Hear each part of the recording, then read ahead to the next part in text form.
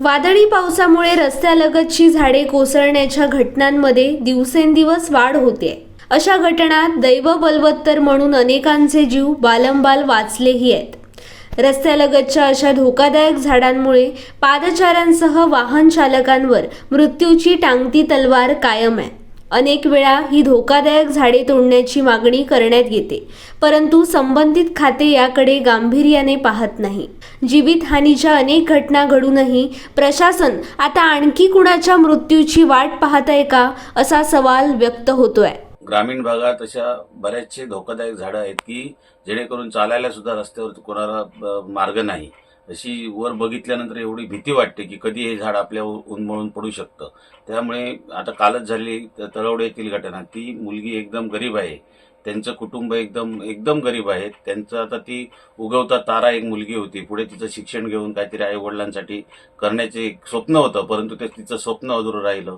तिला त्याच्यात भेडला माड पडून जे याचे माणगाव खोऱ्यातील 2 राजवाड्याजवळ विद्यार्थी दशेतील मुलगे त्यांचंही निधन झालं। त्यांना स्वतः तशी काही भरपूर मदत मिळाली नाही, तरी त्या मुलीला आणि ह्या दोघांनाही 10-10 लाखाची प्रत्येकी मदत सन्माननीय दीपकभाई केसरकरांनी मुख्यमंत्री निधीतून द्यावी, अशी मी त्यांना कळकळीची विनंती करतो। जोरदार पाऊस व वादळी वाऱ्यामुळे सगळीकडे झाडं उन्मळून पडण्याचे प्रकार जोरदार वाढत आहेत।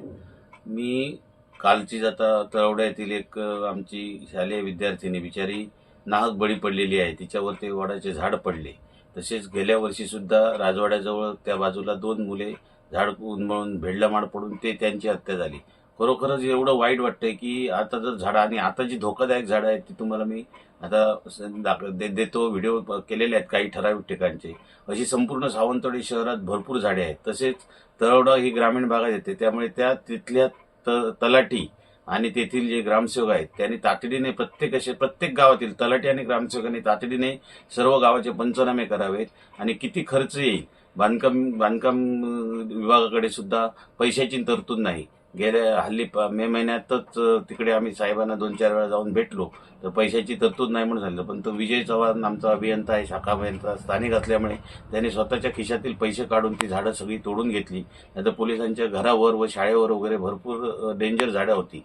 त्याचप्रमाणे आता ही सावंतवाडी शहरात जी परिस्थिती आहे, असं जर परत झालं तर ते सन्माननीय मी नाही दीपकभाई केसरकरांना सांगेन की तुम्ही स्थानिक आमदार आहात, एक समजा 50-1 लाख रुपये जर तुम्ही सर्व तरतूद जर पैशांची इकडे केली तर सर्व धोकादायक झाडं तुमच्या निदान मतदारापासून सुरुवात करा। तुमच्या स्थानिक आमदारांनी 50 लाख रुपये निधी PWD कडे जमा करा, त्या ग्रामपंचायतीमध्ये ज्या हद्दीत असतील त्या ग्रामपंचायत जमा करा आणि सर्व झाडे तोडून घ्यावी, अशी मी त्यांना कळकळीची व नम्र विनंती आहे। दरम्यान सार्वजनिक बांधकाम खात्याकडे ही रस्त्यालगतची धोकादायक झाडे तोडण्यासाठी कोणत्याही निधीची तरतूद नाहीये।